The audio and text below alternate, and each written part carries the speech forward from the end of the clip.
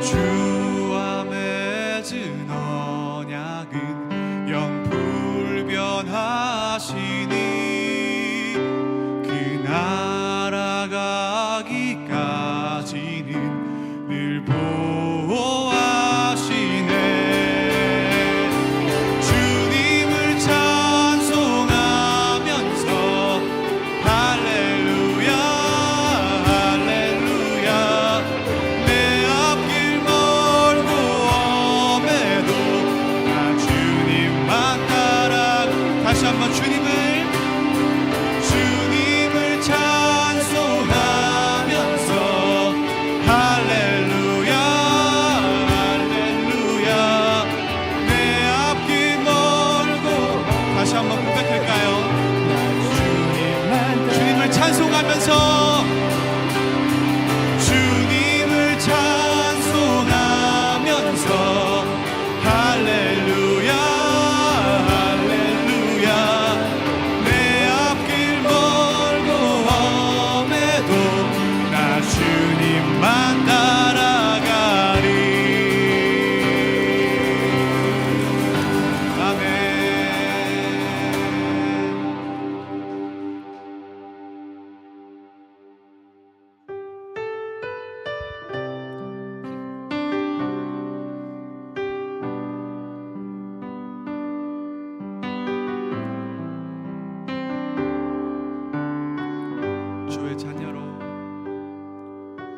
주의 자녀로 산다는 것은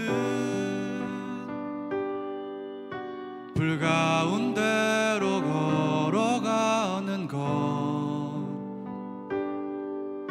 그 속에서 신실하게 날 지키시는 그 손길을 경험하는 것. 주의 자녀로 산다는 것은 바다 위로 걸어가는 것, 내 온몸을 덮쳐오는 폭풍 속에서 잠잠히 주 바라보는 것, 때론 불 가운데 휩싸일 때도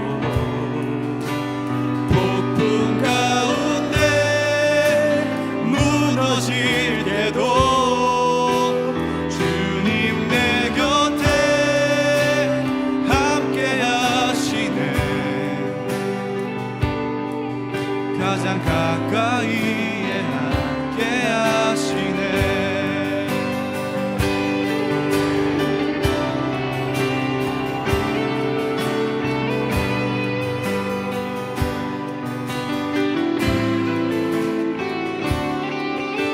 3절 하겠습니다. 주의 자녀로 산다는 것은 나도 그들을 용납하는 것, 나를 위해 달리신 십자가 사랑, 그 사랑으로 살아가는 것, 때론 불 가운데 휩싸일 때도 폭풍 가운데 무너질 때도 주님 내 곁에 함께 하시네. 가장 가까이에 함께 하시네. 마지막으로 4절 고백하겠습니다. 주의 자녀로 산다는 것은 주님과 함께 동행하는 것, 주께서 지신 십자가 기꺼이 지고 주와 함께 살아가는 것, 때론 불 가운데 휩싸일 때도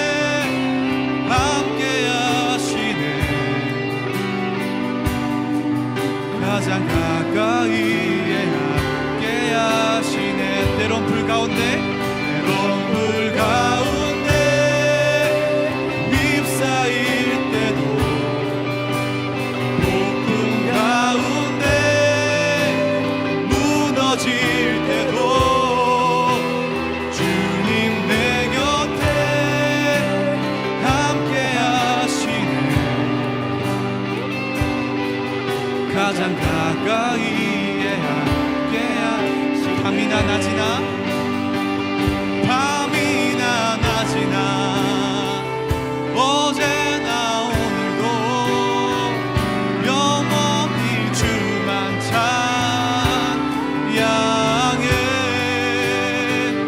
괴롭고 슬플 때 낭망하여 넘어져도 언제나 주만 찬양하겠네. 나의 소망 되신 주, 나의 소망 되신 주, 주를 바라봅니다. 다시 오실 나의 왕 예수, 주를 기다립니다. 밤이나 낮이나 밤이나 낮이나 어제나 오늘도 영원히 주만 찬양해. 괴롭고 슬플 때 낭망하여 넘어져도 언제나 주만 찬양하겠네. 다시 한번 고백할까요? 나의 소망 되신 주, 나의 소망 되신 주, 주를 바라봅니다. 다시 오실 나의 왕 예수, 주를 기다립니다. 밤이나 낮이나 어제나 오늘도 영원히 주만 찬양해.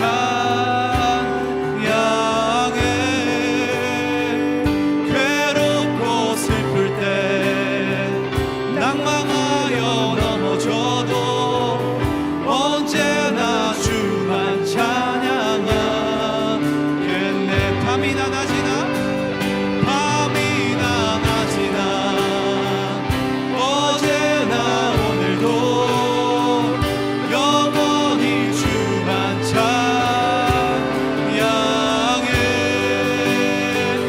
괴롭고 슬플 때 낭망하여 넘어져도 언제나 주만 찬양하. 다시 한번 고백할까요? 밤이나 낮이나 밤이나 낮이나 어제나 오늘도 영원히 주만 찬양해. 괴롭고 슬플 때 낭망하여 넘어져도 언제나 주만 찬양하. 목소리로 고백하겠습니다. 밤이나 낮이나 밤이나 낮이나 어제나 오늘도 영원히 주만 찬양해. 괴롭고 슬플 때 낭망하여 넘어져도 언제나 주만 찬양. 언제나 주만 찬양. 언제나 주만 찬양하겠네.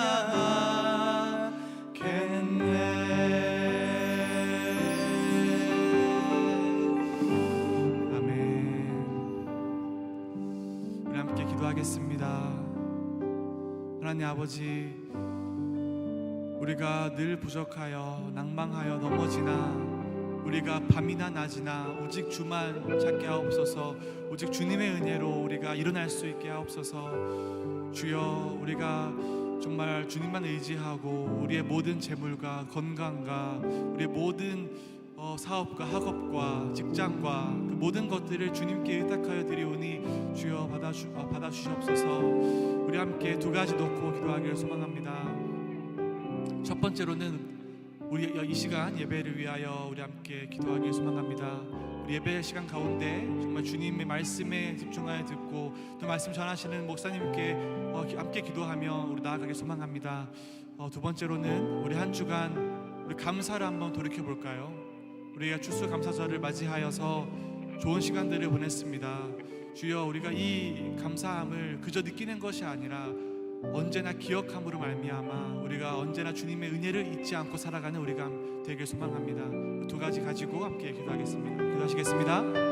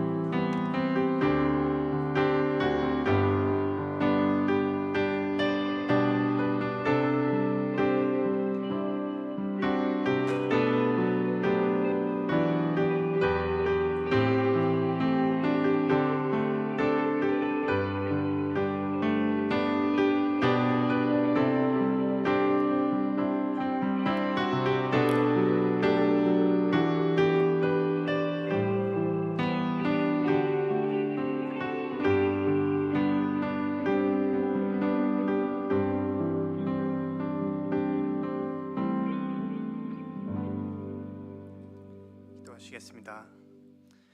주님, 주일날 하나님 앞에 나와 예배할 수 있음에 감사드립니다.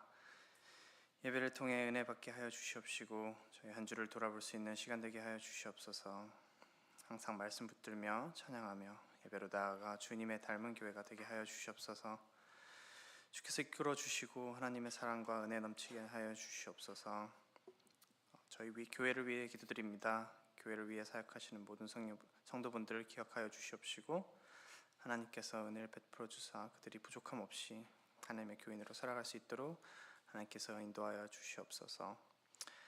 하나님, 이대봉 집사님을 위해 기도드립니다. 현재 많이 편찮으신 상태입니다. 하나님께서 함께하여 주셔서 빠르게 완쾌하실 수 있도록 하나님께서 함께하여 주시옵소서. 과테말라에 있는 다니엘을 위해 기도드립니다. 모든 삶 가운데 하나님의 사랑을 느끼며 살아가는 자 되게 하여 주시옵시고 또 케냐에 계시는 김형균 선교사님과 김근숙 선교사님을 위해 기도드립니다.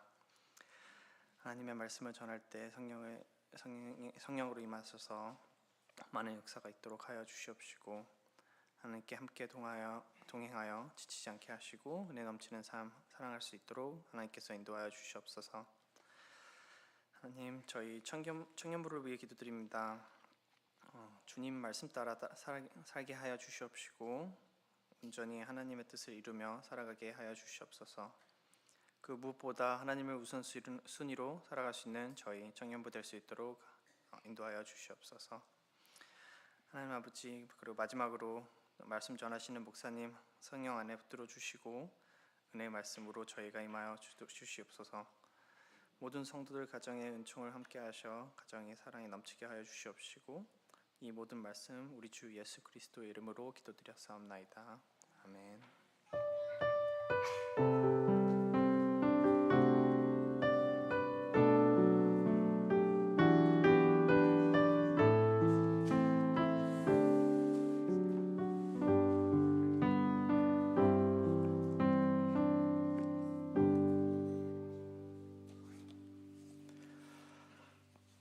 감사합니다. 우리 앞뒤 좌우 계신 분들과 인사하시겠습니다. 잘 오셨습니다.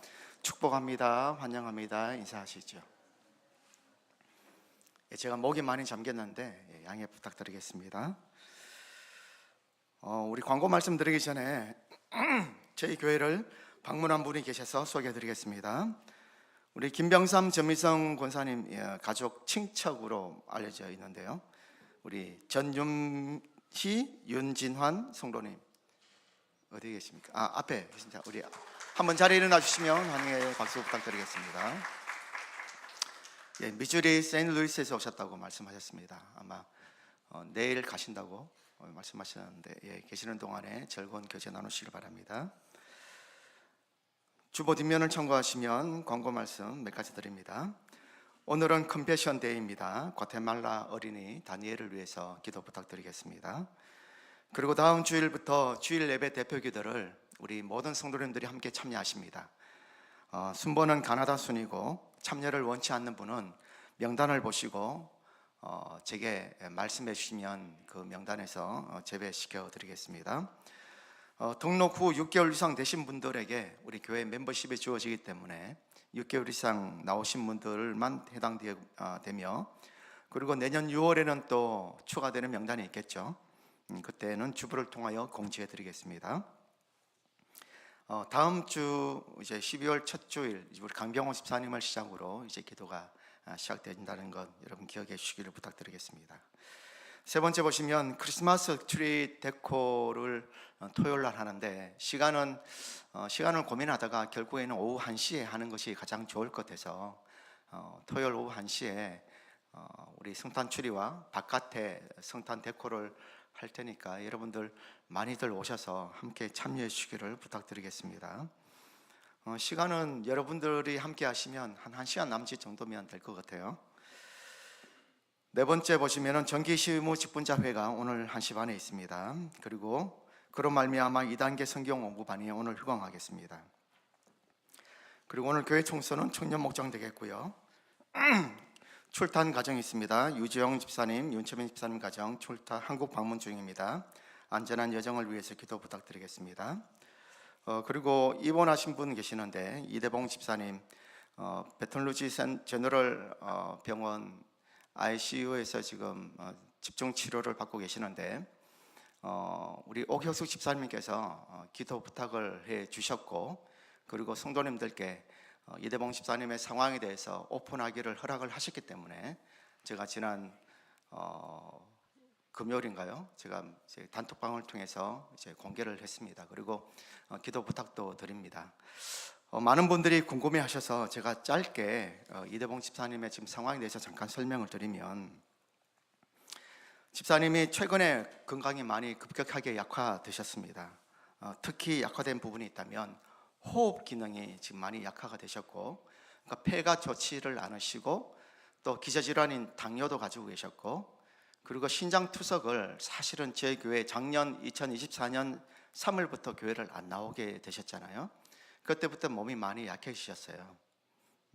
신장투석을 시작하셨고 당뇨도 드시고 그리고 폐도 좋지 않으신 가운데 살이 이제 빠지시기 시작하시면서 결국에는 이 자가호흡을 통해서 몸 안에 산소를 들이마시고 이산화탄소를 내뱉는 이 기능을 몸이 감당을 못해서 기계를 의지해서 기계와 약물을 통해서 이제 그런 자가호흡에 좀 도움을 받고 계셨는데 몸이 너무 안 좋아지시고 투석도 효과가 별로 없게 되어지므로 이제 병원 그 응급실에 입원을 하셔서 기계에 대한 어떤 보조 장치를 통해서 이제 숨을 쉬고 계시는 상황입니다.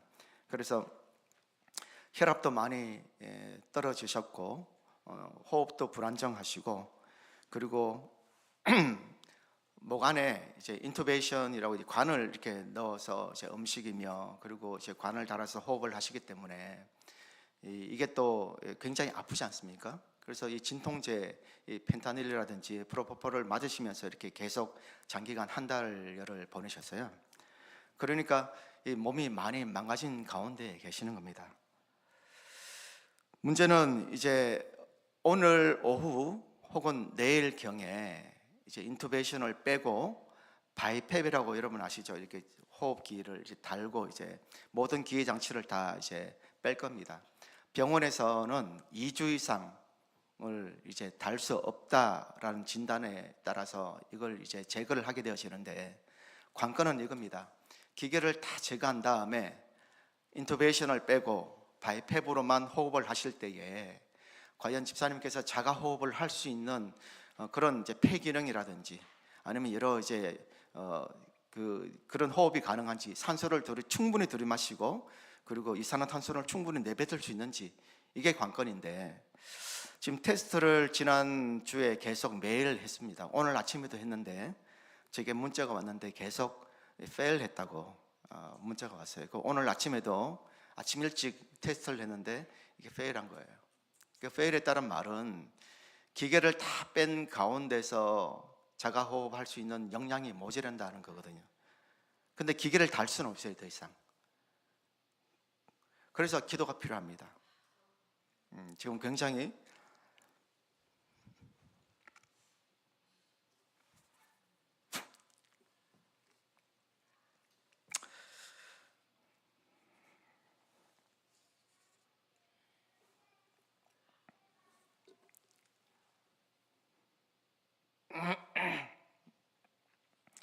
네, 죄송합니다. 저는 집사님을 한 달여 계속 매일 봐왔기 때문에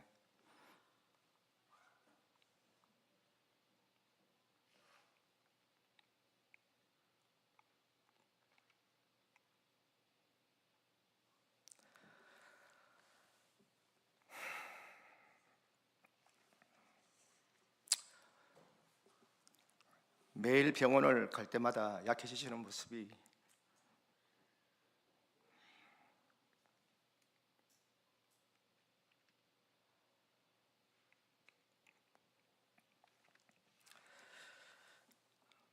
이제 의료진은 할 수 있는 최선의 조치를 다 했다고 이야기를 하고 이제는 집사님이 힘을 내셔야 됩니다. 집사님이 힘을 내셔서 자가호흡을 하셔야 되는데 가족분들의 마음이 무너지지 않도록 기도 부탁드리겠습니다. 이 시간에 우리 반주 부탁드리고요. 우리 이대봉 집사님을 위해서 함께 한 목소리로 한번 기도를 하면 좋겠습니다. 믿음의 형제인 우리 이대봉 집사님, 하나님께서 병상에 누워 계시는 집사님에게 찾아가시고 안수 안찰하셔서 예수님의 피 묻은 손으로 집사님이 하는 모든 연약한 장기들에게 안수하심으로 힘을 얻게 하시고 자가호흡이 가능할 수 있도록 하나님 기적을 허락하여 주옵소서. 하나님 역사하여 주옵소서. 하나님 아버지 호흡이 안정되게 하시고 혈압이 회복되게 도와주시고 전신의 상태가 나아질 수 있도록 하나님 집사님을 붙잡아 주시고 무의식 가운데 있는 가운데서도 영혼은 분명히 깨어 계실 텐데 하나님을 바라보며 기도하게 하시고 옆에서 내조하시는 오 집사님 마음이 무너지지 않게 하시며 아들 강희의 마음을 위로하시고 하나님의 크신 위로와 사랑으로 하나님 응답하여 주옵소서. 우리 한 5분 정도 합심해서 간절하게 집사님을 놓고 합심해서 기도하겠습니다. 걸어가신 하나님 아버지, 오늘 이 시간에 하나님의 살아계심을 좋아해서 주님 앞에 간주하고 구하고 하나님 도와주시옵소서. 하나님 아버지 매일매일의 집사님의 모습을 보면 마음이 억장이 무너지는 것처럼 하나님 아버지 매우 연약한 가운데 있습니다. 아버지 하나님 도와주시옵소서. 아버지 하나님 은혜를 베풀어 주시옵소서.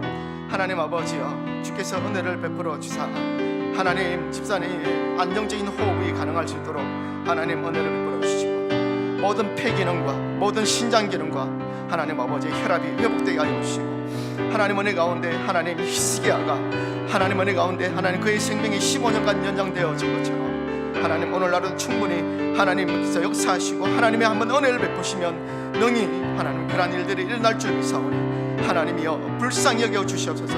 하나님이여 긍휼을 베풀어 주시옵소서. 하나님이여 자비와 긍휼을 베풀어 주사 하나님 주님 붙잡아 주시옵소서. 하나님 아버지 함께하여 주시옵소서. 아버지 하나님 산소 분포도가 높아지게 하시고 이산화탄소 수치가 하나 낮아지게 하여 주시며 하나님 아버지 혈압도 떨어지게 하시고 하나님 정상적으로 하나님 앞 혈압이 가능해지며 호흡이 하나님 원활히 될 수 있도록 도와주시고 진료하시는 의사 선생님의 진료와 또 약물을 치료를 통하시고 힘을 얻게 하여 주시고 하나님 거기 위에 하나님은 놀라운 주의 은혜의 하나님 치료의 광선을 통하여 여호와 라파의 하나님의 능력이 임하게 하여 주심으로 말미암아 집사님이 회복될 수 있도록 하나님 다시 한번 가르치시기로 하나님 은혜를 베풀어 주시고 역사하여 주시옵소서. 아버지 하나님 집사님 마음을 붙잡아 주시고 무너지지 않게 하시며 하나님 끝까지 하나님께 소망을 두고 위로와 사랑으로 인도하시고 아들 강희의 멀리서의 기도에도 응답하여 주시며 하나님 아버지 우리 모든 성도님들의 기도에도 하나님 그 기도가 땅에 떨어지지 않고 병상에서 기도로 응답되어지는 복을 허락하여 주시기를 소원합니다. 아버지 하나님 제발 주시옵소서. 살아계신 하나님 아버지, 오늘 지금 병상에 계시는 이대봉 집사님을 주께 의탁하며 기도합니다. 하나님, 지금 중환자실에서 집중치료를 받고 계시는 집사님의 건강이 급격히 약화되어지며 하나님 자가 호흡이 어려운 가운데 혈압도 불안정한 가운데 또 하나님 투석하는 중에 여러 힘든 여정 가정 가운데 지금 놓여져 있습니다. 하나님, 호흡을 도와주는 산소 및 기계적 보조 장치가 없이는 하나님 호흡을 할 수 없는 상황이고 혈압을 유지하는 약물과 통증과 불안감을 줄여주는 진통제 없이는 하루도 버틸 수 없는 그런 상황 가운데 있습니다. 아버지 하나님 도와주시옵소서. 하나님 어떤 기계적 도움 없이도 약물을 의지하지 않고도 스스로 자가 호흡할 수 있는 은혜를 허락하여 주옵소서. 아버지 하나님, 예수님이 이 땅에 오시고 십자가를 지신 것은 우리의 죄를 대속하기 위해서기도 하지만 이사야 53장 말씀에서 분명히 우리의 질고를 감당하기 위해서라고도 말씀하고 있습니다. 하나님, 질고에는 질병과 우리의 고난도 포함되어 있지 않겠습니까? 하나님, 주님께서 피 묻은 그 손으로 하나님 집사님을 안수안찰하여 주셔서 여호와 라파의 하나님을 만날 수 있는 경험을 허락하게 도와주옵소서. 하나님, 이 일을 통하여 우리 모든 교우들이 한 마음으로 기도하오니 이대봉 집사님에게 응답되어짐으로 집사님이 하나님 힘을 얻어 깨어남으로 말미암아 하나님 아버지 남은 여생 하나님을 위해서 하나님 주의 교회를 위하여 복음 위에 드리며 살아가는 귀한 집사님 가정 될 수 있도록 하나님 도와주옵소서. 옆에서 함께 기도로 눈물로 기도 중인 옥 집사님과 그의 아들 강희 형제를 기억하여 주시고 이들의 마음들이 심령들이 무너지지 않게 하시며 매일매일 순간순간 부르짖는 그 기도에 하나님 위로하시고 주의 사랑으로 함께하여 주옵소서. 치료하시는 의료진의 그 손길을 통하여 하나님 실수함이 없게 하시고 하나님 치밀하게 모든 약물과 또 하나님 진료 과정을 통하여서 집사님이 힘을 얻을 수 있도록 도와주시고 거기 위에 전능하신 하나님의 은혜와 사랑이 하나님 덮어져 아버지 하나님 인투베이션을 빼고 바이팸을 이제 꼈을 때에 하나님 50대 50이라고 의사는 이야기를 합니다. 하나님 좋아지는 쪽으로 역사하여 주옵소서. 하나님 간절히 빌고 원합니다. 도와주시옵소서. 우리 기도에 응답하실 줄 믿고 감사드리며 모든 말씀을 살아계시는 예수님 이름으로 기도합나이다. 아멘.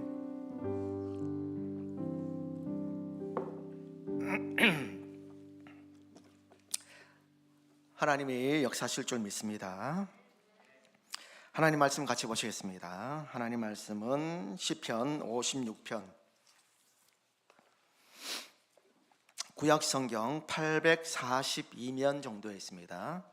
시편 56편 1절에서 13절까지 말씀드리겠습니다. 842쪽 한 절씩 교독하십니다. 제가 먼저 1절을 보겠습니다. 하나님이여 내게 은혜를 베푸소서. 사람이 나를 삼키려고 종일 치며 압제하나이다. 내 원수가 종일 나를 삼키려 하며 나를 교만하게 치는 자들이 많사오니 내가 두려워하는 날에는 내가 주를 의지하리이다. 내가 하나님을 의지하고 그 말씀을 찬송할 줄.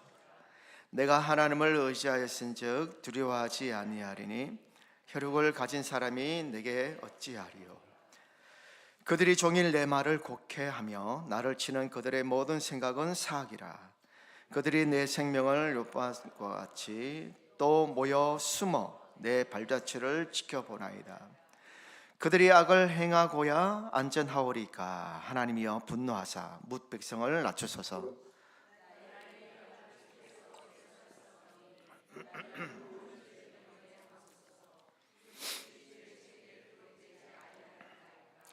내가 아뢰는 날에 내 원수들이 물러가리니 이것으로 하나님이 내 편이심을 내가 아나이다. 내가 하나님을 의지하여 그의 말씀을 찬송하며 여호와를 의지하여 그의 말씀을 찬송하리이다. 내가 하나님을 의지하였은즉 두려워하지 아니하리니 사람이 내게 어찌하리이까. 하나님이여, 내가 주께 서원함이 있사오니 내가 감사제를 주께 드리리니. 같이 보겠습니다. 주께서 내 생명을 사망에서 건지셨습니다. 주께서 나로 하나님 앞 생명의 빛에 다니게 하시려고 실족하지 아니하게 하지 아니하셨나이까. 아멘.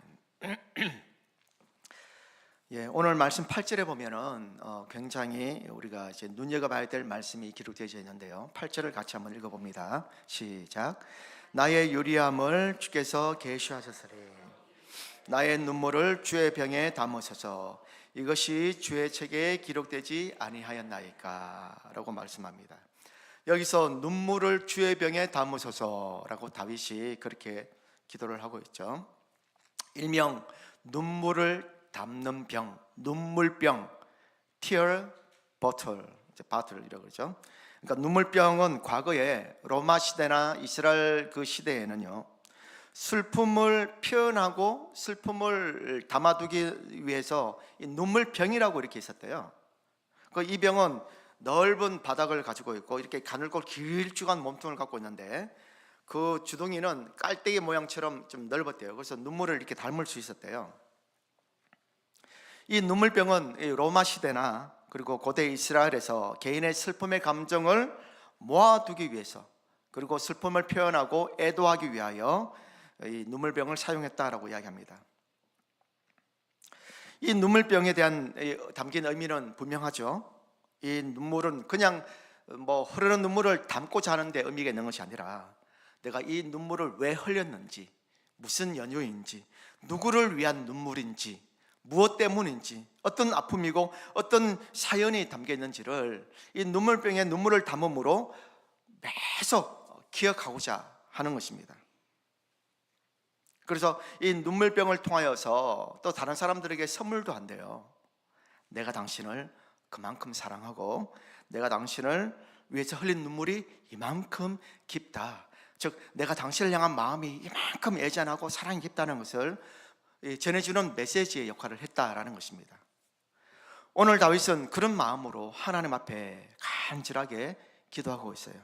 주께서 나의 눈물을 주의 병에 담으소서 이야기를 하고 있습니다. 자신의 눈물이 땅에 떨어져 그냥 없어지는 것이 아니라 하나님이 기억하시는 눈물, 하나님이 간직하시는 귀한 눈물이 되기를 바랬다는 거예요. 여러분, 사람들도 이렇게 눈물병이라고 해서 그 눈물을 고이 간직해서 그 사람이 나를 얼마나 사랑하는지를 내가 그 눈물병을 보고 기억을 한다면 하나님은 얼마나 우리가 하나님 앞에 흘린 눈물에 대해서 소중히 여기시겠습니까? 여러분, 그렇지 않을까요? 우리가 세상에서 흘리는 눈물은 쉽게 잊혀지고 때로는 아무도 알아주지 않을 때가 많죠. 그러나 하나님은 우리가 하나님 앞에서 흘린 눈물을 결단코 잊어버리지 않는다라는 것입니다. 저와 여러분들의 아픔과 저와 여러분들의 억울함과 저와 여러분들의 두려움 그리고 고통 속에서 흘린 눈물은요, 그 한 방울 한 방울을 하나님이 다 기억하시는 바가 되었다라는 겁니다. 그래서 다윗은 오늘 가장 그의 인생 가운데 위기였던 순간에 하나님 앞에 자신의 눈물을 담아달라고 이야기를 하고 있는 겁니다. 다윗은 가장 위기의 순간에도 다윗은 무너지지 않았어요. 오늘 본문에 보면 그 두려움 속에서도 하나님을 의지하는 다윗의 모습이 등장합니다. 우리는 시편 56편을 통하여서 눈물의 골짜기에서 다윗이 어떻게 믿음으로 하나님을 의지했는지, 그리고 하나님은 어떻게 다윗 삶에 개입하시고 역사하시는지에 대해서 우리가 말씀을 살펴보면서 귀한 은혜를 받고자 합니다. 자, 먼저 시편 56편의 배경에 대해서 잠깐 설명을 드립니다. 이 배경을 이해하시려면요, 여러분 1절 앞에, 본문의 1절 앞에 나오는 표제가 나오죠. 여러분 성경을 보십시오. 표제가 뭐라고 나옵니까? 같이 한번 읽어보겠습니다. 시작. 다윗의 믹담시, 인도자를 따라 요낫 엘렘 루오김에 맞춘 노래. 다윗이 가드에서 블레셋에게 잡힌 때에라고 소제목, 표제가 딱 나와 있습니다. 그러면 이 내용이 뭐냐라는 거죠. 이 표제를 이해하면요, 시편 56편이 이렇게 풀어져요. 자, 먼저 다윗의 시인데 어떤 시라고 그래요? 믹담시. 믹담시가 뭐냐면, 이 믹담시라는 것은 직역을 하면 금처럼, 황금 있죠? 골드, 금처럼 귀한 시다라는 뜻입니다. 그리고 금처럼 아주 귀하기 때문에 우리 속 깊은 곳에서 나오는 기도, 간절한 기도를 믹담시라고 이야기합니다. 그래서 시편에 보면은 믹담시가 몇 개가 이렇게 등장되어지고 소개되어집니다. 자, 그리고 그 다음에 보면은 인도자를 따라 요낫 엘렘 로김이라고 그러죠. 자, 이게 번역하면 여러분 요나 선지자 아시죠? 요나의 뜻 혹시 여러분 아십니까? 예전에 요나서를 제가 강의한 적이 있는데, 요나의 뜻은 비둘기란 뜻이죠. 비둘기. 자, 그러면 엘렘은 뭐냐 했을 때는, 엘렘은 말할 수 없는, 말로 표현할 수 없는 만큼, 뭐 그런 뜻이에요. 그리고 르호김은 멀리 있는, 아주 먼 그런 뜻이에요. 자, 그러면 이 히브리어를 다 종합해 보면 요낫, 엘렘, 르호김은 아주 멀리 있으면서 말할 수 없이 잠잠한 비둘기의 노래, 비둘기의 어떤 구슬픈 그런 간절한 그런 노래라는 뜻이에요. 조금 이해됩니까? 이 시의 어떤 느낌이요. 더 정확히 제가 설명을 드리면 마지막 표제 하반절에 보면 나와요. 자, 뭐라고 나오죠? 다윗이 어디에서?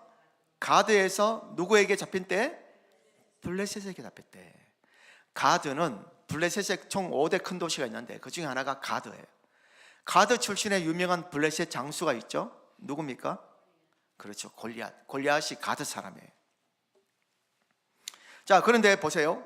이 시를 언제 기록했냐 그러면, 다윗이 블레셋의 포로로 잡혔을 때 가드란 도시에서 자신의 철천지 원수인 골리앗의 고향이니까, 여러분, 다윗과 골리앗 싸움은 유명한 싸움이기 때문에 가드 사람들도 다 알고 있는 거예요.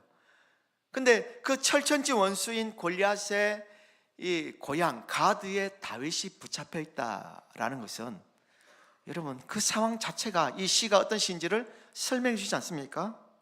아하, 그렇구나. 다윗이 블레셋의 포로로 잡혀 있는데 르호김처럼 아주 멀리 떨어져 있는 저 외진 원수의 나라에서 사로잡혀 있구나. 그리고 그 처지가 바로 비둘기처럼 연약하고 엘렘처럼 말로 표현할 수 없을 만큼의 극박한 위기 상황에 놓여서 이 시를 기록했구나라는 것을 우리가 알 수 있는 겁니다.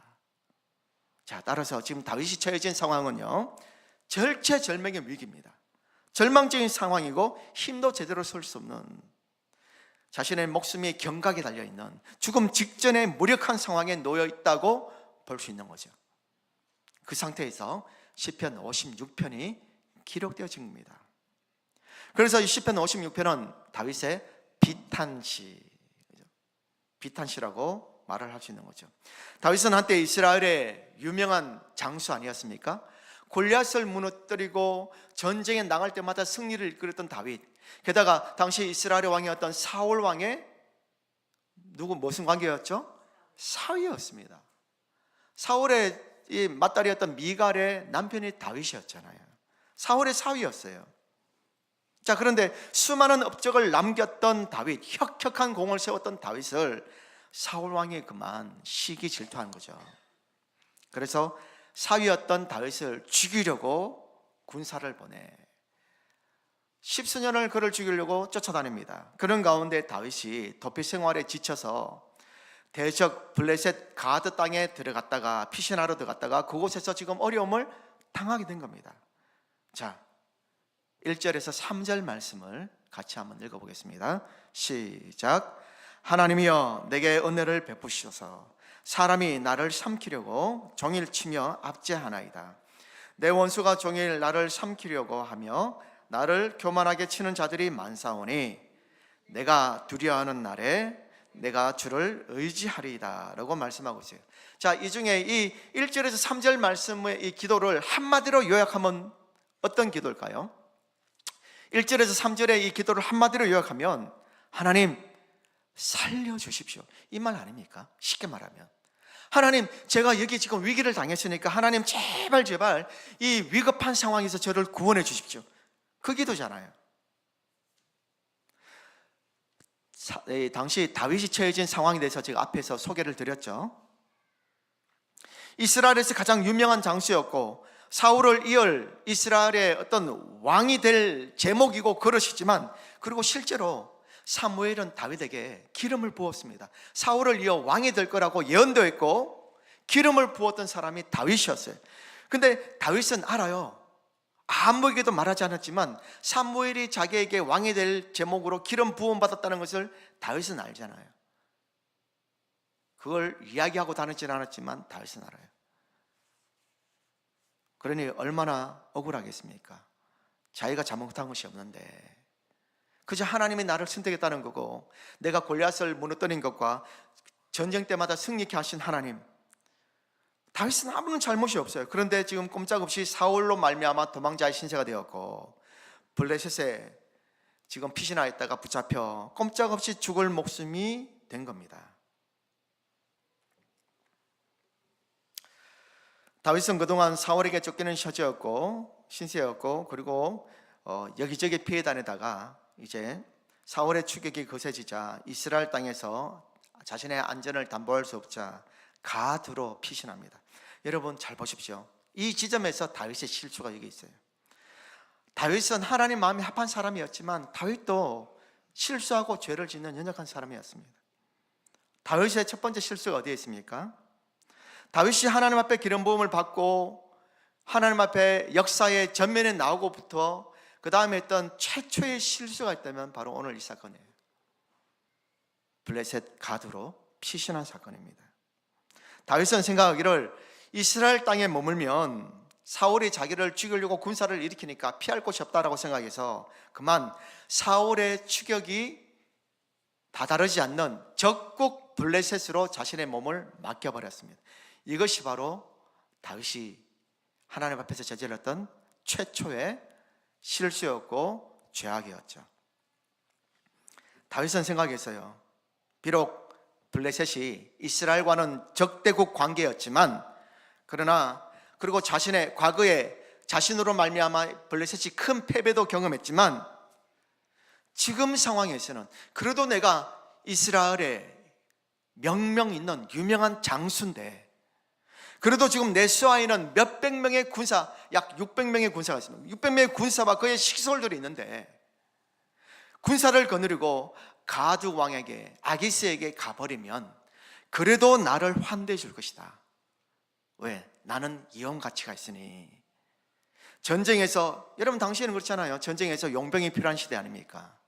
당시에는 민족 국가보다는 도시 국가 개념으로 이 국가가 있었기 때문에 이 가드 왕 아기스도 다윗의 용맹함과 그의 어떤 지혜가 필요할 수도 있었거든요.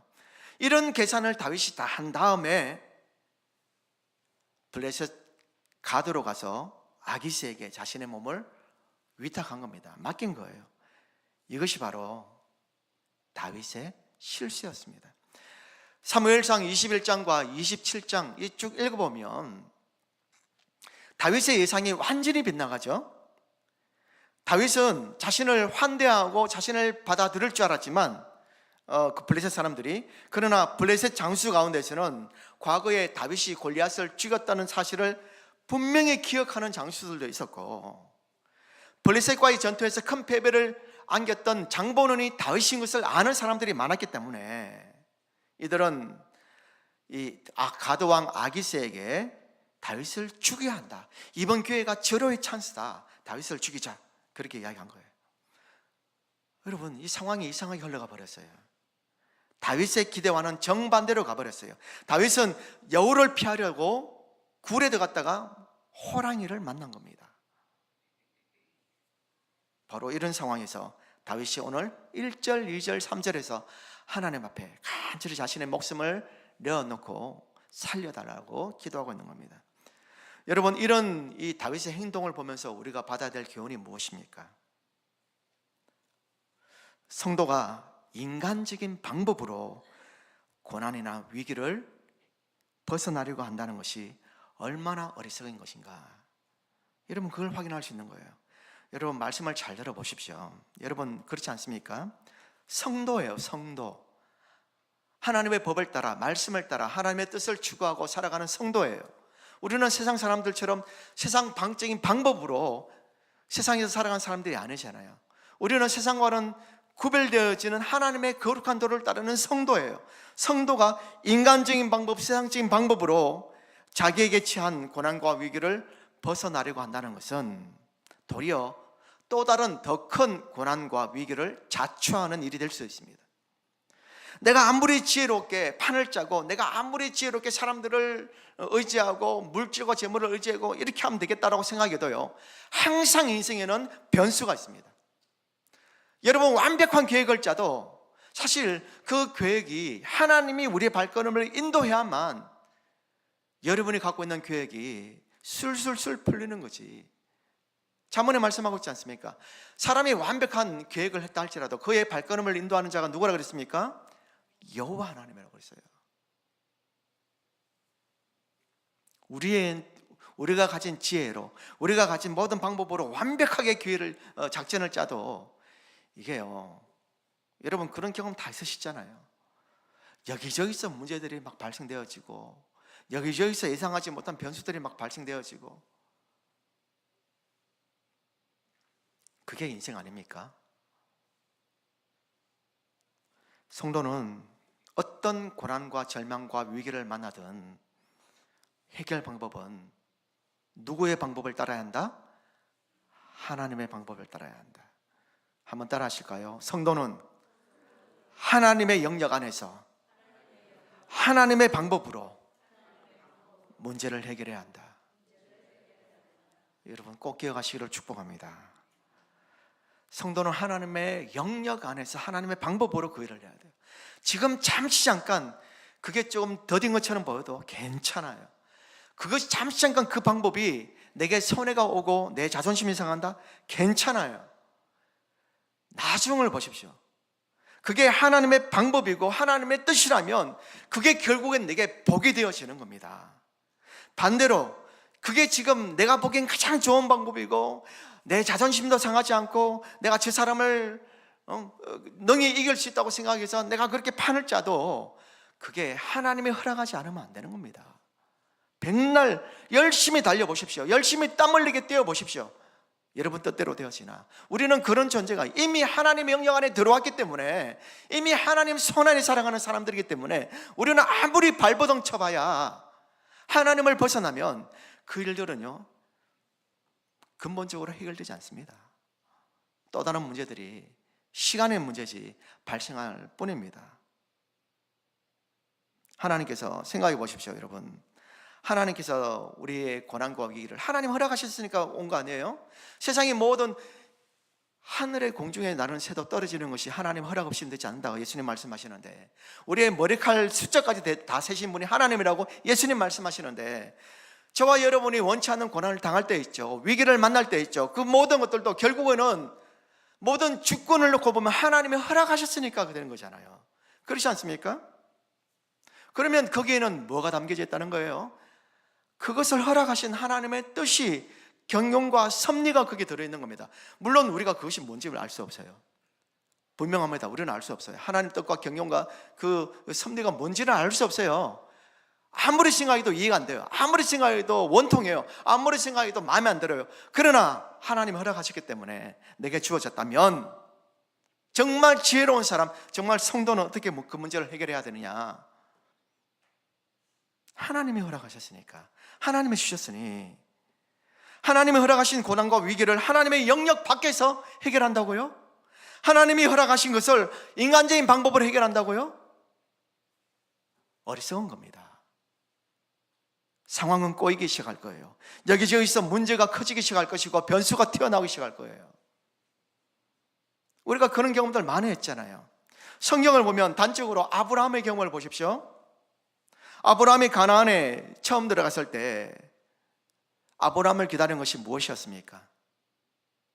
기근과 흉년이었죠. 창세기 12장에 보시면 아브라함이 갈대아 우르를 떠나서 하란을 거쳐서 가나안 땅에 들어왔을 때 약속의 땅이잖아요. 하나님이 가라고 지시한 땅이잖아요. 근데 그 땅에서 그를 기다린 것은 원치 않는 기근과 흉년이었습니다.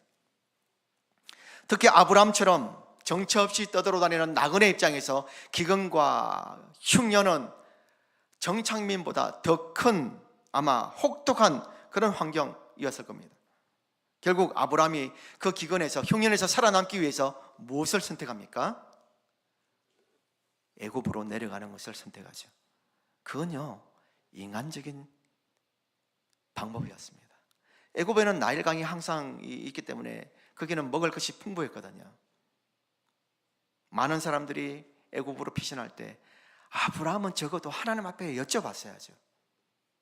여러분, 야곱이 나중에 이삭 같은 경우에도 기근에 찾아왔을 때에 애굽으로 내려가려 했지만 그러나 하나님이 이삭의 꿈 가운데 내려가지 말라 그래서 그랄 땅이 이스라엘과 가나안과 애굽 사이가 그랄 땅, 지금의 블레셋 땅, 지금의 팔레스타인 땅인데 그 땅에 머물라고 하나님 말씀하셔서 이삭은 내려가지 않았어요. 애굽에요. 그랄 땅에 농사를 지어서 기근진 땅이 쩍쩍 갈라진 마른 땅에 하나님께서 농사를 지으라 그러니까 농사를 지었는데 몇 배를 거뒀다 그래요? 100배나 거뒀습니다. 여러분, 100배. 흉년진 땅, 물이 없는 땅에 씨를 그냥 뿌렸는데 100배를 거뒀다고 성경에 나와요. 창세기 26장에 보십시오. 하나님의 방법은 항상 있습니다. 내 눈에는 마른 땅이에요. 내 눈에는 흉년던정이고 기근진 땅이에요. 그런데 그게 씨를 뿌리는 것이 하나님 뜻이에요.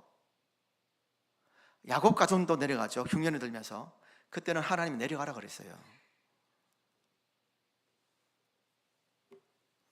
하나님 허락이 있으면 내려가죠. 근데 아브라함은 그렇지 않아요. 아브라함은 하나님 내려가는 말도 하지 않았어요. 근데 아브라함이 마음대로 살아남기 위하여 인간적인 방법을 모색해서 약속의 땅을 버리고 하나님께 묻지도 않고 애굽으로 그냥 내려가 버렸습니다. 여러분, 인간적으로 봤을 때는 잘한 거 아닙니까? 당연한 거 아니에요? 아니, 먹을 것이 없으니 그 많은 식솔들을 책임지는 가장이고 족장으로서 애굽에 내려가는 건 당연한 거죠. 그러나 성경은 틀렸다라고 이야기하고 있습니다. 적어도 이삭처럼 마른 땅이라고 해도 씨를 뿌려야만 했어요. 그게 하나님의 원하는 것이었어요. 아브라함은 기근을 만났어도 가나안 땅에 머물러야 했습니다. 그것이 하나님의 뜻이었어요. 아브라함을 가나안으로 인도하신 하나님은 틀림없이 아브라함에게 문제 해결의 방법을 주셨을 것입니다. 이삭을 통하여 우리는 그걸 확인할 수 있어요. 하지만 아브라함의 믿음이 아직 그 단계까지 이르지 않았기 때문에 아브라함은 자신의 문제를 하나님 영역 밖에서 인간적인 방법으로 해결하고자 했습니다. 결국 애굽으로 내려가는 걸 선택했고, 그리고 그의 선택의 결과가 어떻게 되었습니까? 그의 아내 사라를 애굽 왕 바로에게 빼앗겼잖아요. 아내를 루이라고 속이는 바람에. 그것도 거짓말이죠. 물론 혈족으로 보면 누이와 같은 친족이지만, 그러나 자기 와이프를 누이라고 그러면서 인간적인 방법으로 그 문제를 해결하려고 하다가 아내를 빼앗겨 버렸어요. 여러분, 아브라함의 아내를 바로에게, 당시 파라오잖아요. 파라오에게 자기 아내를 빼앗기면서 많은 금과 은과 보화와 금은 보화를 받은들 이게 무슨 소용이 있습니까? 사라를 통하여 메시아가 와야 되는데, 사라를 통하여 이 구속사가 이어져야 되는데, 사라가 애굽 왕 파라오에게 결혼해버리고 그러면 어떻게 되어져요? 하나님의 모든 구속사 계획이 허투루 돌아가 버리잖아요. 하나님이 개입하십니다. 바로의 꿈에 나타나셔서 개입하시죠. 하나님의 개입으로 말미암아 아브라함은 철저하게 깨닫습니다.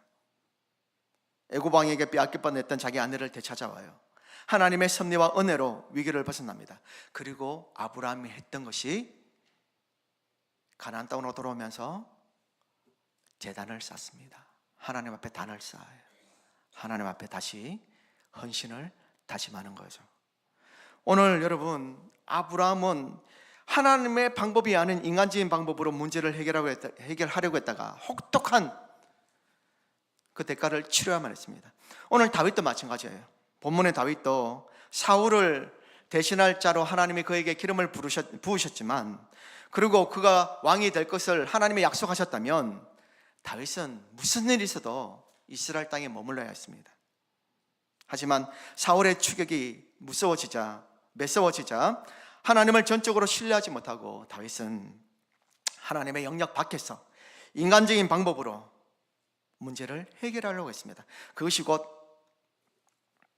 하나님의 공동체 이스라엘을 떠나 대적인 블레셋에게 자기의 안전과 생명을 담보하는 이 어리석음을 선택하게 되었습니다. 그리고 지금 자신을 알아차린 이 군사들로 말미암아 자신의 목숨이 위태로운 그 위기 상황에 놓여지게 된 거죠. 그러니까 자신의 어리석은 그 선택에 대한 대가를 아브라함처럼 역시나 톡톡히 지금 치르고 있는 겁니다. 자, 그러므로 성도 여러분, 우리 성도들도 기억하십시오. 하나님의 영역 안에서 하나님의 방법으로 성도라면 그 문제를 해결해 나가시기를 축복합니다. 아멘이세요? 인간적인 방법으로 하나님 영역 밖에서, 말씀 밖에서, 하나님의 뜻 밖에서 그 문제를 해결하려고 한다. 신앙 버리고 믿음 버리고 예수, 하나님 그저 눈 질끈 감고 세상적인 방법, 편법과 불법을 통하여 여러분 사람을 의지한다? 그러면요 근원적인 문제가 해결되지 않아요. 하나님이 모든 문제를 다 쥐고 계시는 주권자가 하나님이신데, 배후에서 하나님 역사하시는데, 인간적인 방법이 아무리 훌륭해 보여도 하나님의 어리석음을 따라갈 수 없습니다. 고린도전서 1장 25절은 이와 같이 이야기하고 있어요. 같이 한번 봅니다. 고린도전서 1장 25절 시작. 하나님의 어리석음이 사람보다 지혜롭고 하나님의 약하심이 사람보다 강하니라. 아멘이세요? 성경은 분명히 선포하고 있어요. 여러분, 아무리 지혜로워 봐야 여러분 티끌 같은 우리네 인생에서 나오는 지혜가 얼마나 여러분 지혜롭겠습니까? 하나님과 비교대가 되겠습니까?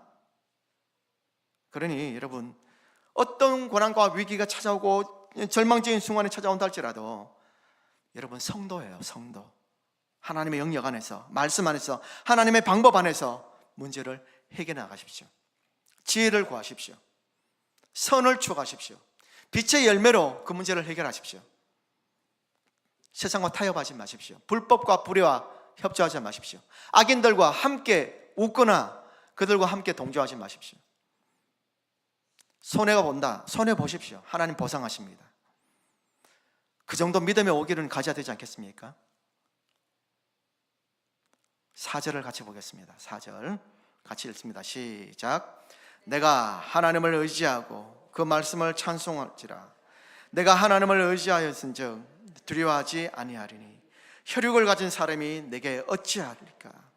자, 여기서 혈육을 가진 사람이란 말은 육체를 가진 사람, 인간을 말하는 거죠. 여러분 보십시오. 내가 하나님을 의지하고 그 말씀을 찬송할지라. 내가 하나님을 의지하였은즉 두려워하지 아니하리니 혈육을 가진 사람들이 나를 어떻게 하겠느냐.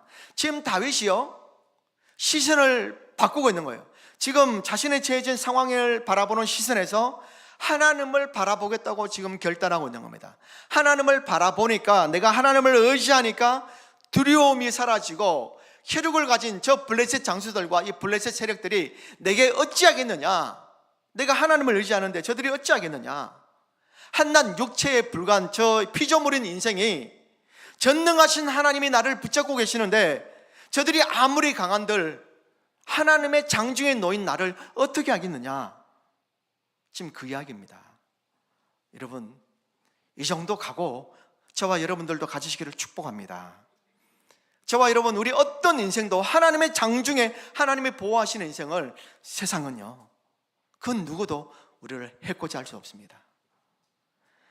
다윗은 비록 한때 두려움에 사로잡혀서 사울의 핍박을 피하여 블레셋 땅까지 도망하는 신세가 되었지만, 그리고 거기서도 블레셋 사람들의 위협으로 말미암아 두려움에 사로잡히기도 했지만, 그 와중에서 다시금 하나님을 향하여 시선을 돌리고 있고 하나님에 대한 믿음을 회복하고 있다 있다라는 겁니다. 그리고 다윗은 지금 하나님을 의지하는 그 믿음을 공포함으로 위기 상황에 놓여져 있지만 그러나 신앙 고백을 하기 시작하는 겁니다. 하나님이 내가 하나님을 의지하고 있으니 내가 누구를 두려워하겠느냐, 담대하게 고백하는 겁니다. 그러므로 성도 여러분, 여러분들이 하나님을 전심으로 의지한다면 어떤 세력의 위력 앞에서도 두려워하지 마십시오.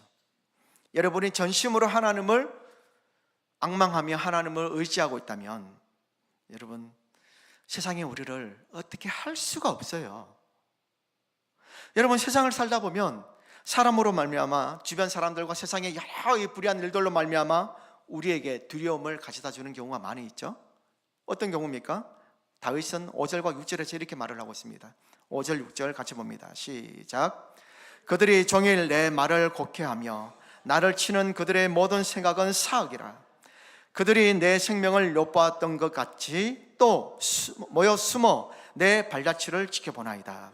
자, 여기서 그들은 누구냐 했을 때 다윗을 죽이려고 하는 블레셋 사람들을 말하는 거죠. 이 사람들은 하루 종일 모여가지고 하는 일이 뭐냐면 다윗의 말을 곡해합니다. 다윗이 어떤 말을 해도 그 말을 곡해해요. 삐딱하게 말을 하는 겁니다. 그들의 모든 생각이 다 뭐하다고요? 사악하다요. 사악해요. 6절 보십시오. 그들이 내 생명을 엿보았던 것 같이 또 뭐합니까? 모여서 숨어서 내 발자취, 내가 어디를 가든지 내가 뭘 하는지 다 지켜본 나의 일거수일투족을 지금 이 스파이를 보내가지고 다 지금 감찰하고 있다는 겁니다. 여러분, 이들이 이렇게 하는 이유가 무엇이겠습니까? 여러분, 사실 블레셋 사람들 입장에서는 다윗을 좋게 볼 수가 없죠. 철천지 원수니까. 가드의 자랑인 골리앗, 그 유명한 대장수를 죽였던 다윗이니까 철천지 원수 아닙니까? 전쟁의 패배와 수치를 안겨준 장본인이 다윗이니까 다윗에 대한 감정이 좋을 리가 없죠. 그래서 그를 엿보고 감시하고 있는 겁니다. 자, 그럼에도 불구하고 그들이 다윗을 이처럼 세밀하게 살피는 이유는 한 가지예요. 다윗을 미워하면서도 한 가지, 뭐냐면 다윗을 죽이기 위해서입니다. 다윗을 죽이기 위해서요. 죽일 건수를 지금 잡기 위해서요. 지금 아기스 왕은 다윗이 자기 곁에 군사를 데리고 오니까 어떻게든 이용해 보려고 지금 그렇게 지금 생각을 하고 있지만 다른 장수들은 다윗을 두려워하고 있는 겁니다. 그래서 기회만 있으면 그를 죽이려고 하는 거예요. 그래서 다윗이 혹시나 이스라엘의 첩자가 아닌가, 그럴 수 있잖아요. 첩자일 수 있으니까 다윗이 하는 말을 지금 귀담아 듣는 겁니다. 다윗이 혹시 위장해서 귀순한 것이 아닌가. 다윗을 죽이기 위해서 그의 말투, 그가 하는 말, 누구를 만나는지 어디를 가는지 일거수일투족을 살피고 있는 거예요. 그러니까 모여서, 6절에 모여서 숨어서 그렇게 하고 있다고 이야기합니다. 만일 다윗이 말에 실수가 있거나 아니면 자칫 잘못된 오해받을 만한 행동을 한다면 저들은 그 말과 행동을 꼬투리 잡아서 다윗을 죽일 겁니다. 그러므로 블레셋 사람들의 감시는 다윗에게 큰 부담이 됐겠죠. 그런데 우리가 세상을 살아가면요, 또 이와 같은 비슷한 상황이 놓여질 때가 있죠. 여러분, 세상은 이 생활에만큼 우리에게 관심이 많습니다. 여러분, 예수를 믿지 않았을 때 여러분의 마음을 한번 되돌아보십시오. 교회 다니는 사람이 있죠. 성도들, 예수 믿는 사람, 예수쟁이들, 그리스도인이라 말하는 사람들은 이상하게 그들의 행동을 봐요. 그들이 하는 말, 행동, 눈여겨봅니다. 그러다가 뭔가 우리가 뭐 실수하면, 야, 너 교회 다닌다면서 왜 그러니? 그렇게 이야기하죠. 좀 말이 세신 분은, 야, 하나님이 그렇게 하라고 가르치더냐? 그러고 그렇게 말하는 분들도 만났어요. 그런 분들이 있어요. 우리의 말, 행동 하나하나를 다 주목합니다. 직장에서도 마찬가지고 친구 관계인데도 그런 경우가 또 있더라고요. 겉으로는 안 그런 척 하면서도 교회와 성도들이 하는 말과 행동을 유심히 살펴봅니다. 마치 교회와 성도들의 일거수일투족을 감시하듯이 말이죠. 그래서 세상은 우리에게 무관심한 것처럼 보이지만 사실은 우리에게 관심이 많이 있다. 저들도 우리처럼 그렇게 살아가는지, 성도로 가면서 교회 다닌다고 하면서 우리처럼 이렇게 이런 일들을 하는지 유심히 보는 거예요. 그래서 조금만 실수하고 조금이라도 잘못된 행동을 하면 여지없이 그거 봐라, 똑같다, 예수 믿어도 똑같아, 교회 다녀도 똑같아, 뭐 그렇게 말하는 거죠. 대놓고 말을 안 할지라도 속으로 다 그렇게 이야기한다는 말이에요. 여러분, 이 다윗의 경우를 통하여서 성경은 우리에게 분명히 교훈합니다.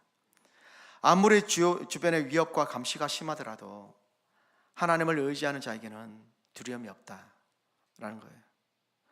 다윗이 블레셋 사람들의 날카로운 감시 속에서도 담대할 수 있었던 이유는 하나님이 나와 함께 하시고 나를 보호한다는 확신이 있었기 때문이에요. 여러분, 세상이 아무리 우리를 주목하고 비난하고 시험한다 할지라도 하나님을 신뢰하는 사람을 어떻게 할 수가 없어요. 해를 끼칠 수가 없습니다. 우리는 세상의 시선과 비난 속에서도 때로는 흔들릴 때가 있죠. 때로는 누군가 우리를 오해할 수 있고 험담할 수 있습니다. 우리를 시험할 수도 있겠죠. 그러나 다윗이 하나님을 온전히 의지했을 때에 다윗은 인간의 위협을 뛰어넘는 평안을 누렸다는 것, 성경을 통하여 우리는 확인할 수 있습니다. 여러분, 하나님께 온전히 의지하고 하나님의 방법으로 하나님의 말씀과 능력을 신뢰하고 살아가는 사람은 세상이 그 사람을 감당할 수 없다라고 예수님이 말씀하고 있습니다. 그러므로 중요한 것은 우리가 누구를 눈치를 봐야 하느냐, 세상에 살면서 누구 눈치를 봐야 하느냐 하면 사람 눈치가 아니라 하나님 눈치를 봐야 한다는 겁니다. 사람의 판단과 감시는 우리를 압박할 수는 있을지라도 하나님은 우리를 지키고 계신다는 사실을 우리가 믿는다면 흔들리지 않아요. 담대합니다. 여러분, 세상을 살아갈 때 세상과 사람의 눈을 두려워하지 말고 하나님의 눈치를 보시고 하나님의 시선을 가지고 여러분들이 주님 안에서, 말씀 안에서 승리하시는 삶을 살아가시를 예수님 이름으로 축복하겠습니다. 이제 8절 9절 같이 한번 읽어보겠습니다. 8절 9절 시작. 나의 유리함을 주께서 계시하셨으니 나의 눈물을 주의 병에 담으소서. 이것이 주의 책에 기록되지 아니하였나이까. 내가 아뢰는 날에 내 원수들이 물러가리니 이것으로 하나님이 내 편이심을 내가 아나이다. 아멘. 자, 먼저 다윗은 나의 눈물을 주의 병에 담아달라고 이야기를 하고 있습니다. 즉, 자신이 지금 당하고 있는 아픔과 고통과 슬픔이 얼마나 큰지를 하나님이 알아달라는 기도죠. 그래서 지금 다윗은 자신의 아픔과 슬픔을 기억해달라고 하나님 앞에 하소연을 하고 있는데, 이건 다른 말로 바꾸자면 하나님이여, 나를 저 원수들의 손에서 나를 구원하여 주옵소서. 지금 그 이야기잖아요. 그래서 8절에 보면 8절 초반에 보십시오. 8절 초반에 뭐라고 나옵니까? 하나님께서 자신의 유리함을 다 계수하셨다. 다윗이 얼마나 유리방황하며 살았잖아요. 핍박과 박해와 억울함을, 다윗은 잘못한 것이 하나도 없지만 그러나 억울함을 가지고 쫓겨다녔잖아요. 그걸 하나님이 알아달라고 기도하고 있고 하나님이 그 모든 것을 다 계수했다라고 말씀하고 있습니다. 그리고 8절 후반절에 보니까 자신의 고통이 다 어디에 기록되었다 그러죠? 주의 책에, 하나님의 책에 기록되었다. 무슨 말입니까? 하나님이 우리의 모든 행동과 우리의 모든 억울함과 모든 우리의 삶을 낱낱이 기록되어진 바와 같이 하신다, 그 말씀이죠. 여러분, 너무너무 감사하지 않습니까? 하나님이 하나도 잊어버림 받지 아니하고 우리의 원통함과 억울함과 모든 우리의 마음의 속사정을 아신다니, 여러분, 저는요 이 대목이 얼마나 감사한지 모릅니다. 사람은 내 본심을 몰라줄 수 있고, 내가 이런 말을 하고 내가 이런 행동을 할 때 사람들은 곡해하고 오해하고, 그래서 그것으로 말미암아 이 오해가 번져가지고 더 큰 사람들로 말미암아 실망감을 줄 수도 있지만, 나는 본심이 그게 아니거든요. 하지만 하나님은 아신다는 거예요. 그래서 토마스 아킨퍼스가 이야기했잖아요. 사람은 결과를 가지고 이야기하지만 하나님은 본질, 우리의 의도를 살피신다 그러셨어요. 사람은 결과만 가지고 이야기하잖아요. 하나님은 그렇잖아요. 하나님이 되셔서 나의 원통함을 아시고 내 마음의 의도와 동기와 본질을 아시니 여러분 이 얼마나 감사합니까? 얼마나 감사합니까? 우리 성도들 입장에서는 내가 선을 베풀 때 주저하지 않을 이유는 하나님이 아시기 때문에, 내가 선으로 그 일을 했을 때, 사람들에게 다가갔을 때, 선으로 그 일을 했을 때 비록 그 선의가 그 사람에게는 오해로 말미암아 나와의 관계가 좀 어색하게 되어진다 할지라도 감사한 것은 내가 사람의 눈치를 보지 않고 하나님 앞에 그 일들을 했기 때문에 하나님이 아시니 감사한 거죠. 다윗이 지금 그 고백을 하고 있는 겁니다. 하나님의 자신의 슬픔과 억울함과 아픔을 되갚아 주시고 보상해 주신다는 것을 이 믿음이 지금 내포되어 있는 거예요. 여러분, 그래요. 성경을 보면 하나님은 우리의 아픔과 슬픔을 낱낱이 알고 계신다라고 말씀하고 있습니다. 우리의 눈물과 고통과 아픔을 너무 잘 아시고 기억하시고 반드시 그것을 씻어 주신다 말씀하고 있어요. 자, 계시록 7장 17절에 이렇게 말씀합니다. 같이 읽습니다. 시작. 이는 보호자 가운데 계신 어린 양이 그들의 목자가 되사 생명수 샘으로 인도하시고 하나님께서 그들의 눈에서 모든 눈물을 씻어 주실 것입니다. 아멘. 여러분, 이 얼마나 소망이 되는 말씀입니까? 여러분, 우리가 세상을 살아오면서 흘렸던 수많은 눈물을 병에 담는다면, 그죠? 병에 담는다면 여러분 과연 몇 리터의 병을 여러분 준비할 수 있겠습니까? 여러분이 평생 지금까지 흘리신 눈물의 양이 얼마나 될까요? 분명 이 세상은 우리 성도들이 정말 순진한 마음을 가지고 깨끗한 마음을 가지고 믿음을 가지고 살아가기에는 녹록지 않은 현실은 그런 곳입니다. 참으로 힘든 곳이에요. 정직하고 바르고 순수하게 신앙 갖고 믿음 갖고 깨끗하게 살아가는 사람, 그렇게 살아가기가 분명 힘든 곳이에요. 왜? 악인들이 득세하기 때문에. 악인들이, 세상을 지금 주관하는 이들이, 악인들이 득세하고 의인들을 핍박하는 시대이기 때문에. 그래서 우리 의인들은, 우리 선인들은 세상에서 유리방황할 수밖에 없고 많은 상처와 아픔과 눈물을 흘릴 수밖에 없는 그런 현실이지만, 그러나 하나님은 알고 계신다라는 겁니다. 여러분의 눈물과 여러분의 아픔과 고통을 다 알고 일일이 다 세고 계신다 말씀하고 있습니다. 언젠가는 하나님의 그 고통을 신원하시고 보상하시고 우리의 눈물을 닦으신다. 여러분 믿으시기를 축복합니다. 다윗을 보십시오. 어떻게 되었습니까? 다윗은 블레셋으로부터 구원받았어요. 결국 왕이 되잖아요. 그리고 다윗이 왕이 된 이후로 블레셋은 다윗에게 완전히 엎드리고 조공을 바치는 나라가 되었잖아요.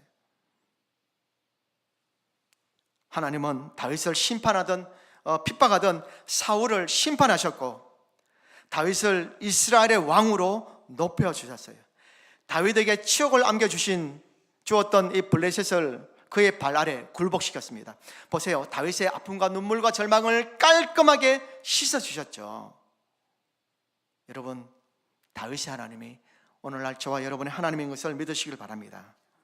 하나님이 반드시 하나님의 영역 안에서, 하나님의 방법 안에서 우리 땅을 승리하기를 다짐하는 모든 하나님의 빛의 자녀들에게 다윗과 같은 승리의 결과를 안겨주시기를 예수님 이름으로 축복하겠습니다.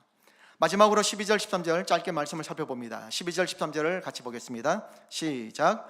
하나님이여, 내가 주께 서원함이 있사온즉 내가 감사제를 주께 드리리니 주께서 내 생명을 사망에서 건지셨습니다. 주께서 내 생명을 나로 하시려고 실족하지 아니하게 하지 아니하셨나이까. 예, 우리 13절 초반까지 보는데요. 자, 여기 보시면 12절과 13절에 보면은 감사제, 화목제라는 말이 나오죠. 자, 감사제, 화목제는 말 그대로 하나님 앞에 감사하는 제사 아닙니까? 9절에 보면은 다윗이 이렇게 이야기하고 있습니다. 9절에 내가 아뢰는 날에 내 원수들이 물러가리니 이것으로 하나님이 내 편임을 내가 아나이다. 다윗은 알고 있는 거죠. 그래서 13절 마지막 초반에 뭐라고 이야기합니까? 마지막 13절 초반에 주께서 내 생명을 사망에서 건지셨다라고 이야기를 하고 있어요. 자, 여기에 다윗의 탁월함이 있습니다.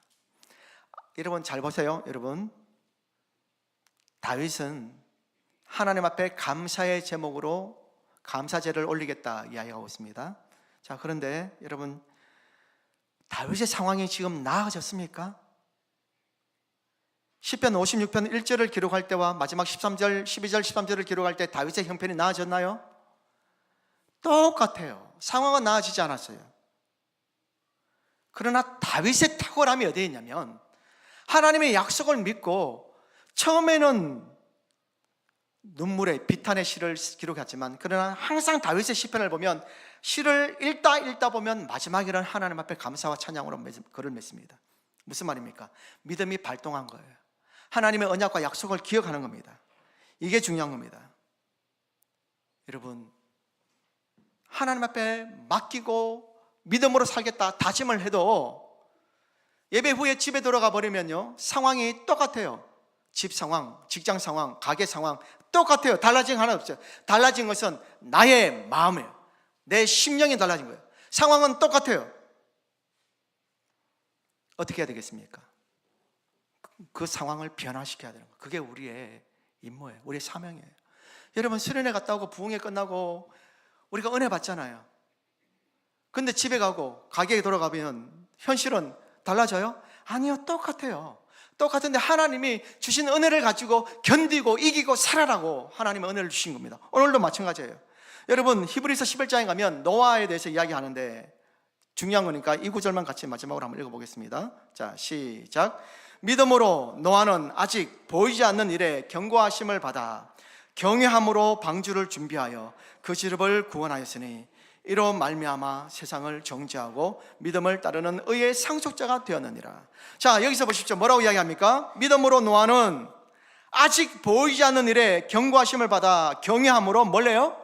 방주를 지었어요. 여러분, 방주를 산에다 짓는 바보가 어디 있습니까?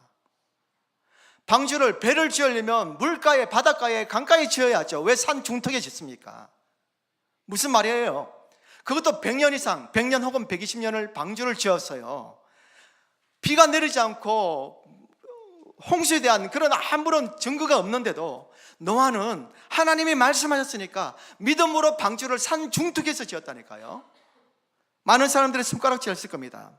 바보라고, 미련하다고, 어리석다고 그렇게 손가락질하고 노아를 험담했을 거예요.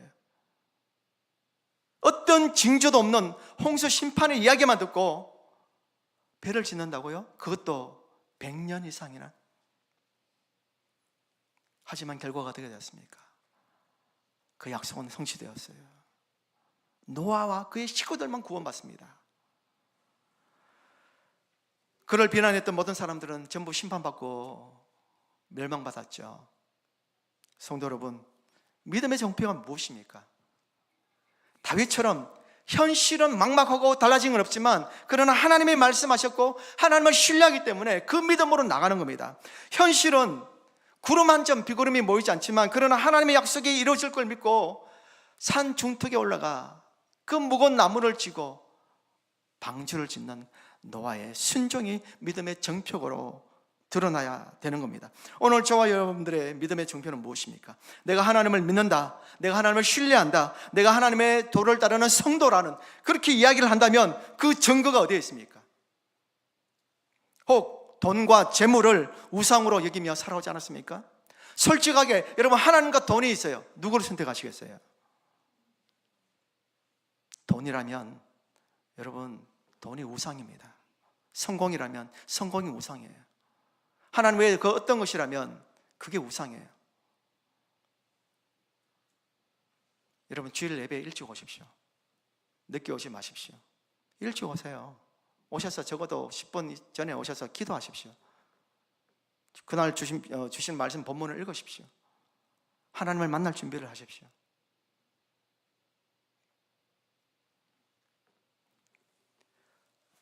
하나님 외에 어떤 것들이 나를 지배하고 있다면, 나의 발목을 잡고 있다면 그 우상입니다.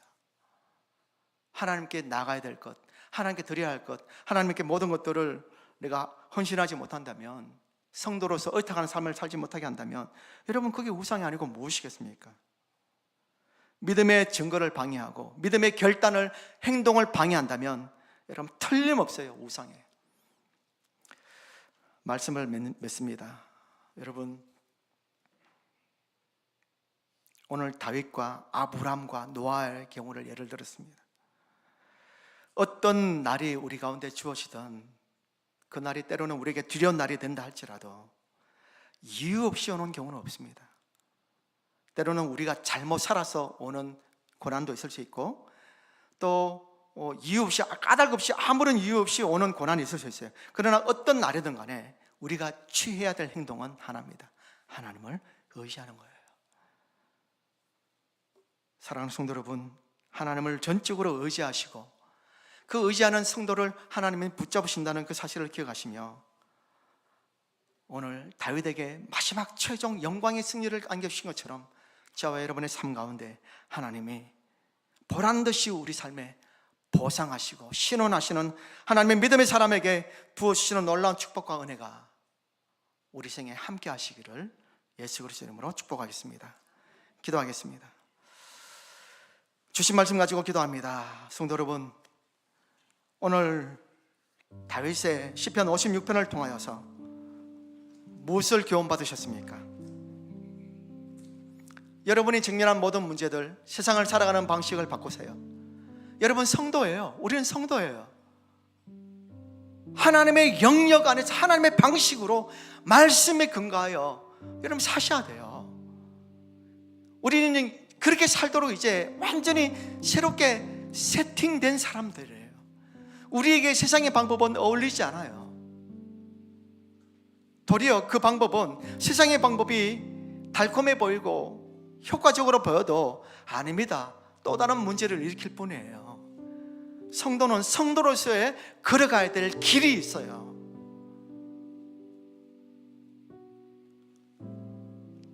다윗은 실수했습니다. 넘어졌습니다. 하나님을 외면하고 인간적인 방법으로 가드해서 자신의 목숨을 위탁했지만 결국에는 오늘 위기를 만나지 않습니까? 하나님, 다윗과 같은 어리석음을 선택하지 않게 하시고 인간적인 방법으로 세상을 이기지 않게 하시며 하나님의 성도로서 빛의 자녀로서 합당한 삶을 통하여 세상과 정면 돌파하며 하나님의 방식으로, 하나님의 방법으로 문제를 해결하게 도와주옵소서. 기도하시길 바랍니다. 그리고 또 기도할 것은, 결국 다윗이 회개하고 하나님께로 시선을 돌리고 나올 때 하나님은 다윗의 원을 들어주셨습니다. 하나님을 전적으로 의지하는 자들에게 은혜를 베푸시는 분이세요. 이 사실을 믿고 여러분의 지금 처해진 상황을 가지고 기도하십시오. 더불어 이대봉 집사님을 위해서도 더불어 함께 기도해 주시길 바랍니다. 합심하여 기도하겠습니다. 거룩하신 하나님 아버지, 감사합니다. 오늘 주신 말씀을 따라 우리가 함께 기도하기를 소원하오니 아버지 하나님, 다윗에게 주신 말씀을 따라 기도합니다. 오 성령 하나님 아버지, 우리 심령 가운데 주여 말씀하여 주시옵소서. 하나님 아버지, 우리의 모습을 하나님 살피게 하여 주시고, 우리는 거룩한 도를 따르는 주의 성도로서의 부름을 받았습니다. 하나님, 성도로서 나의 지금 내게 있어서 믿음의 증거는 무엇입니까? 믿음의 정표는 무엇입니까? 하나님 아버지, 거룩한 도를 따르며 말씀을 따라 하나님의 뜻을 따라 하나님의 영역 안에서 주의 방법대로 살아가고자 하고 있습니까? 아니면 하나님 세상적인 방법에서 돈과 재물을 의지하며 하나님 그것이 주님보다 더 앞서가 살고 있지는 않습니까? 하나님 도와주시옵소서. 하나님 은혜를 베풀어 주시옵소서. 아버지 하나님, 우리에게 믿음이 있노라 한다면 노아가 보여준 것처럼 하나님 믿음의 정표를 드러내며 하나님 주님 앞에 드리며 살아가게 도와주옵소서. 우리의 믿음의 증거를 방해하는, 우리의 믿음의 결단과 행동을 방해하는 하나님 세상 그 무엇이 있다면 그것은 곧 우상인 것을 기억해서 하나님보다 더 사랑을 하셨다면 그것을 다 내어버리고 하나님께 달려 나올 수 있는 저희들에게 여쭈옵소서. 하나님, 주님을 온전히 의지하는 저희들에게 여쭈옵소서. 하나님 아버지, 주님을 온전히 의지하며 주님을 붙잡음으로 세상을 이길 수 있는 믿음의 사람들에게 여쭈옵소서. 하나님, 이대봉 집사님에게도 함께 하여 주시고 병상에서 주의 능력으로 함께 하여 주사 하나님 치료의 광선을 다하여 주시고 여호와의 라파의 하나님을 만나게 하시며 하나님 저희들의 간절한 기도에 응답하여 주사 하나님의 역사를 나타내 보여주옵소서. 하나님, 간절히 빌고 원합니다. 하나님, 우리 기도에 응답하여 주시고 주의 긍휼을 베풀어 주시옵소서. 자비를 베풀어 주시옵소서. 하나님, 불쌍히 여겨 주시옵소서. 하나님, 은혜로 인도하여 주시옵소서. 우리의 기도에 응답하여 주시기를 소원합니다. 아버지 하나님, 도와주시옵소서. 아버지 인도하여 주시옵소서. 살아계신 하나님 아버지, 오늘 시편 56편의 말씀을 통하여 우리의 모습을 돌아보게 하시니 감사합니다. 하나님, 혹 다윗이 저질렀던 그 실수와 연약함을 우리가 반박하고 있지는 않습니까?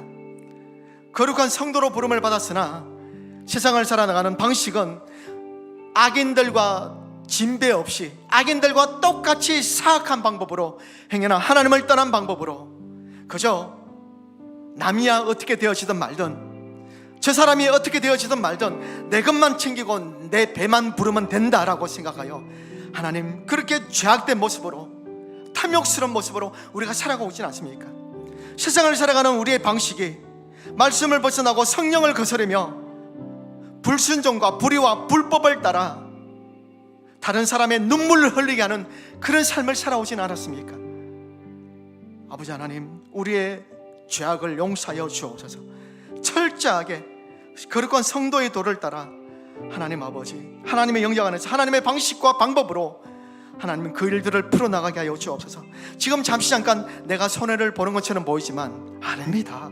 하나님이 다 알고 계신다고 말씀하고 있지 않습니까? 다 기록된 주의 책에 다 기록하신다고 말씀하고 있는데 하나님, 왜 우리가 그 사실을 잊어버리고 어리석게 살아가는지를 모르겠습니다. 하나님, 하나님을 기억하고 의식하며 우리가 믿음의 정표를 드러내며 살아가게 하여 주옵소서. 노아처럼 하나님, 주의 약속이 아직 눈에 보이지 않는다 할지라도, 현실은 막막하다 할지라도 하나님 아버지여 도와주옵소서. 믿음을 바라보게 하시고 말씀을 아멘으로 믿으며 하나님을 의지할 때 반드시 하나님의 계획과 섭리 속에서 선을 이루실 하나님을 찬송합니다. 하나님, 병상에 누워 계시는 이대봉 집사님에게도 주께서 놀라운 은혜로 함께하여 주사 자가호흡이 가능케 되어지게 하시고 몸의 모든 장기들이 힘을 얻게 도와주셔서 하나님 은혜를 베풀어 주옵소서. 하나님 긍휼을 베풀어 주시옵소서. 하나님 간절함으로 기도하오니 하나님 아버지여 도와주옵소서. 도와주옵소서. 은혜를 베풀어 주옵소서. 우리의 기도 응답하여 주옵소서. 감사합니다. 하나님, 예수님 이름으로 기도합나이다. 아멘.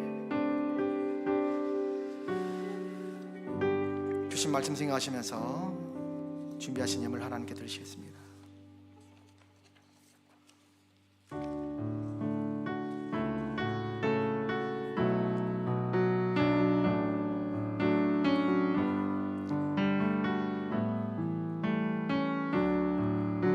내 안에 가장 귀한 것, 내 안에 가장 귀한 것 예수를 알미라.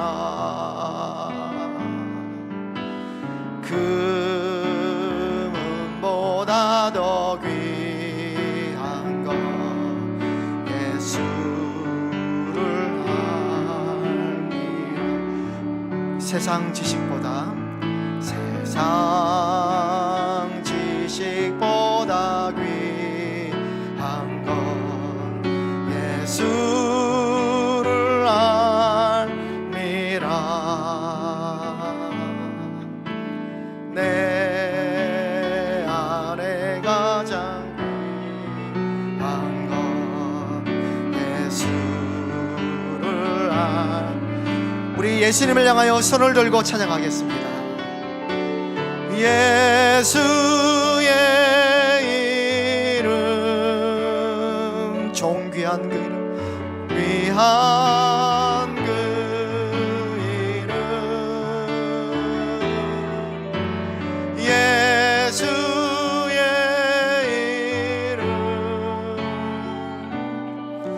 능력의 그 마음을 다하여 다시 한번 고백하겠습니다. 예수의 이름, 예수의 이름. 그렇습니다. 하나님, 존귀하신 존귀한 그 이름, 예수의 이름, 예수의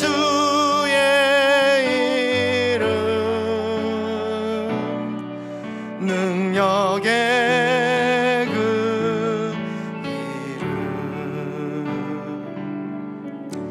아멘, 아멘. 그렇습니다. 하나님, 예수 그리스도만이 능력이 되시고 예수 그리스도만이 생명이 되심을 찬양합니다.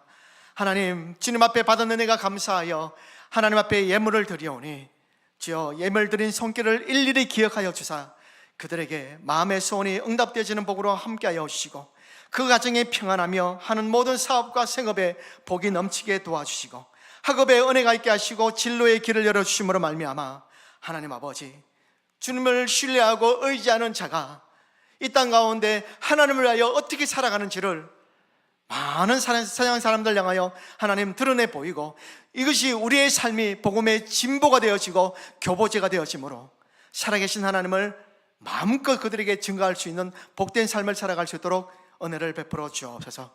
예물이 사용되어지는 곳마다 하나님께서 역사하여 주사 죽었던 영혼들이 살아나며 연약했던 영혼들이 힘을 얻고 그리스도의 승리가 땅끝까지 증거될 수 있도록 역사하여 주옵소서. 지금은 우리 구주 예수 그리스도의 은혜와 하나님의 크신 사랑과 성령님의 역사하심과 은혜 베푸심이 오늘 주신 말씀을 마음에 담으며 하나님을 전적으로 의지하여 하나님의 방식과 방법으로 세상을 승리하며 살아가기로 다짐하는 사랑하는 모든 성도님들과 지금도 병상에서 영혼으로 깨어 주님 앞에 의지하며 기도하는 우리 이대봉 집사님과 그의 가족들 머리 위에 지금부터 영원토록 함께 있을지어다. 아멘.